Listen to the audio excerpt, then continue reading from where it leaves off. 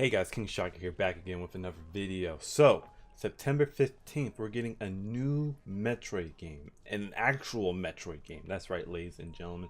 Nintendo decided to grace us with a good, I would say good, Metroid game. Because we really haven't had a good Metroid game since, I guess we, with Metroid Other M. And that was kind of good, but not like the best, like the first Metroid Prime game that was originally released on the GameCube back in early 2000s. So we've had a long drought of Metroid, and now we get into Samus, the second Metroid game, Samus Returns, that was originally released August 1991 on the original Game Boy. That's right, they're taking a Game Boy game and putting it on the Nintendo 3DS. I mean, it makes sense. They both were handheld. They're both handheld platforms. But what is the reasoning behind this? There's so many other Metroid games. They could have revisited the first Metroid game. They could have did Metroid Fusion. They could have did Super Metroid. You know, one of the most popular Metroid games. And they decided to go with the Game Boy title, the gray Game Boy title, unless you had the color pack for your Super NES and you could actually have color. But why this Metroid 2? So what is the plot? What is the plot? Well, ladies and gentlemen, to be simple, because a lot of games back then didn't have a complicated plot, didn't need a complicated plot like a lot of games do now, is simply extermination, genocide of the Metroid race. Yes, the Federation thought that the Metroids were too powerful. In fact, the only way to kill the Metroids was freezing them and then pumping a bunch of missiles, or just pumping 5 missiles in them. And the Federation thought, you know, we don't really like that idea because not everyone just has an ice beam next to them at all times. So Samus, go exterminate that entire race. That's right. Samus was sent to the Metroid homeworld of SR388 because they cannot think of a more creative name for this. So Samus goes, and in the original game, you have a counter. That's all the Metroids you have to kill, and that's all you do. Of course, you have the classic power-ups that Samus is known for, but you cannot progress or complete the game until you have killed all the Metroids. Simple enough. Kill all the Metroids? Well, it's more than just, you know, the little globs that are floating around. There's different types of Metroids. So the first stage of the Metroid is obviously the Metroid egg.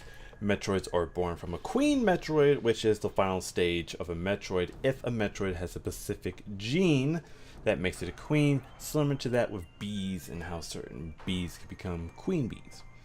Now after the Metroid hatches, it then is a larva Metroid, which is really just a small looking jellyfish with fangs instead of tentacles.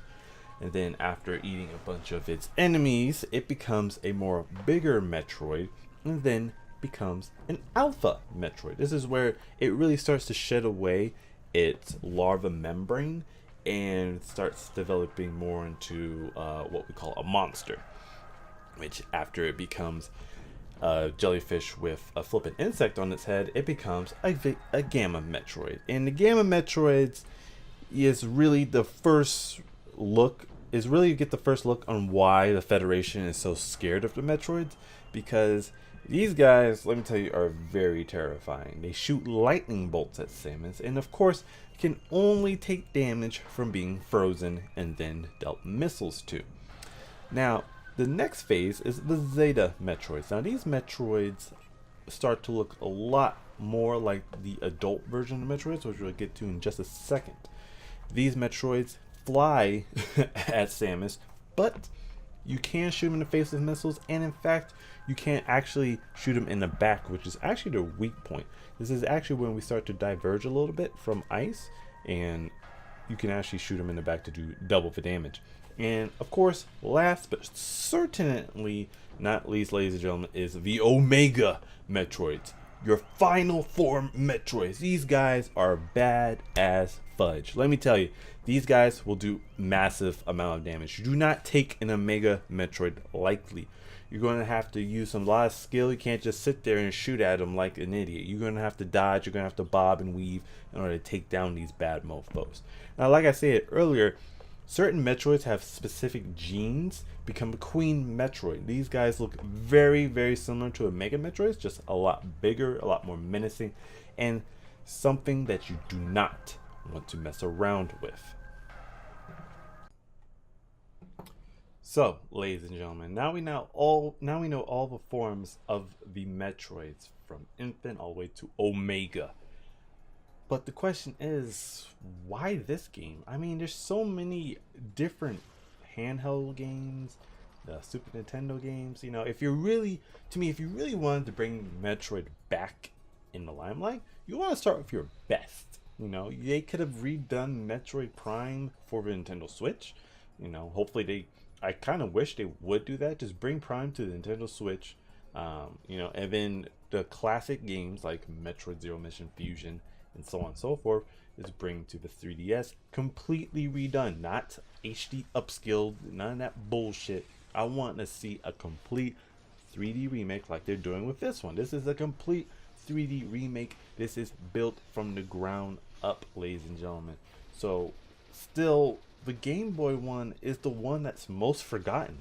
I didn't know about the Game Boy Return of Samus until I watched one of my favorite reviewers, some call me Johnny, do a review on it. So why in the heck would they still do this one? Obviously, Nintendo, to be honest, doesn't care about Metroid. It's in comparison to sales, which is Nintendo is all about, it does not that great in comparison to Mario because it's a niche market. When you have Mario, you're hitting a wide variety. You're not going to see some 5-year-old play flipping Metroid, because if you looked at Queen Metroid, that kid's going to have nightmares. He's going to think he's going to turn into a Metroid if he get bitten, something like that. So Metroid's hitting a very niche market, but within that niche market, I can tell you that there's going to be a lot of people who would really want something that's not Metroid 2, because Metroid 2 is relatively simple. You know, you're just fighting Metroids and space pirates who are trying to take advantage of the Metroids, but you know, Nintendo could have done a lot better with bringing Metroid back, at least within the handhelds. Now we are getting Metroid Prime 4, I believe. We're getting a Metroid game that is going to be on Nintendo Switch, ladies and gentlemen, but for the handhelds, you want to come out swinging hard, and this game, you know, it's going to look amazing, but you know, it's not one that people know of.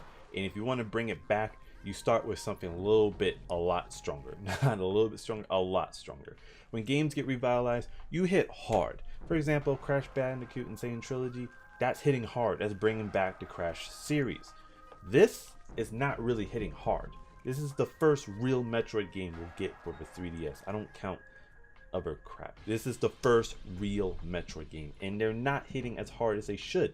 They should be hitting with Super Metroid, Metroid Fusion, Metroid Zero Mission. Start off with something like that, completely redone, and then go to Metroid 2.